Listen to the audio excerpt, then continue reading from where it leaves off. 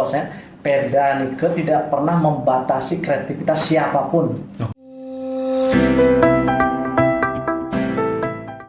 Masih nggak Tapi, orang udah baca sama Ari Gangga udah baca gini nggak? Perdanya nggak? udah tadi. Dia baca sedikit. Tadi udah baca.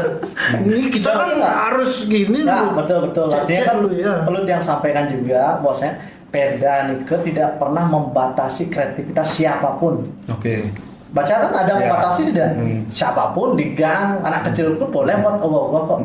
Tapi yang dibatasi itu adalah sound system yang penggunaan pengarahannya Nike itu karena Ampuro kembali ke bahasa tadi jadinya biar bahas sound system padahal bahasannya boman benang merah nih tuh nih. Artinya dalam hal ini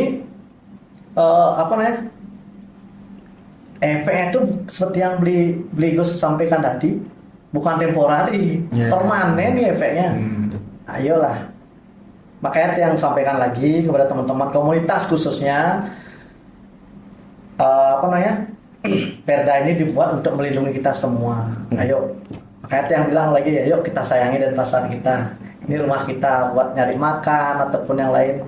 Kalau wisata rame kan kita juga yang enak.